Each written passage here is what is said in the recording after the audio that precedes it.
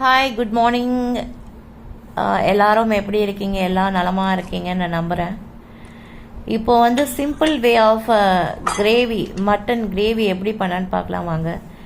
இந்த மிக்ஸி ஜாருக்குள்ளே பார்த்தீங்கன்னா நான் ஒரு 2 பட்டை, ஒரு 2 லவங்கம், ஒரு ஸ்பூன் ஆஃப் சோம்பு போட்டிருக்கேன். இதில் வந்து இஞ்சி பூண்டு எல்லாம் போட்டேன். ஒரு பெரிய ஆனியன் கட் பண்ணி இதில் போட்டேன். ஒரு 2 பச்சை மிளகாய் போட்டிருக்கேன். மட்டன் நல்லா வாஷ் பண்ணி எடுத்துக்கிட்டு இது கூட பார்த்திங்கன்னா அந்த அரைச்சி வச்ச மசாலா ஃபுல்லாக அது உள்ளே போட்டுக்கணும். ஓகேங்களா? ஸோ இந்த மசாலா அந்த சுற்றி இருக்கிற எல்லா மசாலாமே போட்டு எல்லாமே நல்லா மிக்ஸி ஜாருக்குள்ளே இருக்கிற எல்லா மசாலையும் கலந்து இதில் போட்டுக்கோங்க. இதில் போட்டுக்கிட்டு நான் ஒரு ஸ்பூன் ஆஃப் மஞ்சள் தூள் போட்டேன், நான்வெஜ் இல்லையா, ஸோ அதனால். இது கூட பார்த்திங்கன்னா நான் ஒரு பெரிய ஸ்பூன் ஆஃப் தனியாத்தூள் போட்டிருக்கேன். சரிங்களா? ஸோ இது 2 பச்சை மிளகாய் நான் இதுலேயும் போட்டேன். டொமேட்டோ கட் பண்ணி ஒரு பெரிய பழுத்த தக்காளி வந்து கட் பண்ணி போட்டுக்கோங்க. இது கூட போட்டு கொத்தமல்லியும் போட்டாச்சு. பிரிஞ்சி இலை வந்து இதுலேயும் போட்டுக்கோங்க. ஒரு ஸ்பூன் ஆஃப் மிளகாத்தூள், குழம்பு மிளகாத்தூள் போடலாம், வெரிகேட் சில்லி தான் போடலாம், தட் இஸ் யுவர் விஷ். நான் ஏன்னா பச்சை மிளகா போட்டிருக்கேன், அதனால தான் நான் வந்து இதில் வந்து காரம் கம்மியாக போட்டுக்கிட்டேன். சரிங்களா? கொஞ்சோண்டு உப்பு போட்டு நீங்கள் இந்த மசாலா வந்து நல்லா கலந்து நல்லா சுற்றி அந்த மசாலா ஃபுல்லாக அந்த போட்டு வர மாதிரி நல்லா ஒரு 1 hour நல்லா ஊறணும் அந்த மசாலா. ஏன்னா இதுக்கப்புறம் நம்ம எதுவுமே போட வேண்டாம். எல்லா மசாலா போட்டு நம்ம கலந்து நல்லா ஒரு 1/2 hour 1 hour, உங்களுக்கு டைம் இருந்தால் 1 hour வைங்க, இல்லை ஒரு 10 to 15 minutes மோர் எனஃப். ஓகேங்களா?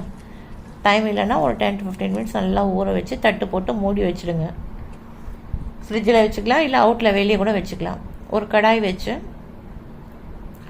ஒரு நல்லா ஒரு 2-3 ஸ்பூன் மேலேயே எண்ணெய், உங்களுக்கு ஆயிலிஷ் எவ்வளோ வேணுமோ அவ்வளோ தாராளமாக ஊற்றிக்கோங்க. ஸோ இதில் வந்து பார்த்திங்கன்னா நான் மிக்சியில் அரைக்கும்போது ஏலக்காய் போட்டு அரைக்கணும். ஸோ அது தனி டேஸ்ட் வரும். ஸோ அந்த ஏலக்காய் நான் அதில் போடலைன்றதுனால நான் தாளிப்பில் 3 ஏலக்காய் உடச்சி போட்டிருக்கேன். ஸோ இதுக்குள்ளே பார்த்திங்கன்னா ஒரு கொத்து கருவேப்பிலை நல்லா தண்ணியில் அழிச்சிட்டு கருவேப்பிலை போட்டோன்னே மேரினேட் பண்ண அந்த மட்டனை ஃபுல்லாக இதில் போட்டுட்டு, இதுக்கப்புறம் இதில் எதுவுமே போட வேண்டாம், எல்லாமே போட்டாச்சு. ஸ்பைசஸ் மசாலா எல்லாமே போட்டாச்சு. ஸோ இது எண்ணெயில் ஊற்றி நல்லா கருவேப்பிலை போட்ட உடனே இந்த மசாலா போட்டு தட்டு போட்டு நல்லா மூடிடுங்க. கொஞ்ச நேரம் கழித்து அந்த மிக்ஸி எல்லாம் வாஷ் பண்ணி நான் இதில் ஊற்றிருக்கேன். ஊற்றி தட்டு போட்டு மூடிட்டு லோ ஃப்ளேம் வச்சுட்டு அப்படியே விட்டுறணும். அது பாட்டுக்கு அது வேவும். அது வெந்ததுக்கப்புறம் ஒரு அழகான கிரேவி, நல்ல டேஸ்டி எம்மியான ஒரு கிரேவி ரெடி ஆகும். ஸோ இந்த கிரேவி வந்து சாப்பாட்டுக்கு, சப்பாத்திக்கு எல்லாத்துக்குமே சாப்பிட்லாம். ஸோ இந்த வீடியோ உங்களுக்கு பிடிச்சிருக்கும்னு நினைக்கிறேன். இந்த மட்டன் கிரேவி யாருக்கெல்லாம் இந்த கிரேவி பிடிச்சிருக்கோ லைக் பண்ணுங்கள், சப்ஸ்கிரைப் பண்ணுங்கள். ஸோ என்னுடைய வீடியோஸ் தொடர்ந்து பாருங்கள். Keep support my channel. Thanks for watching.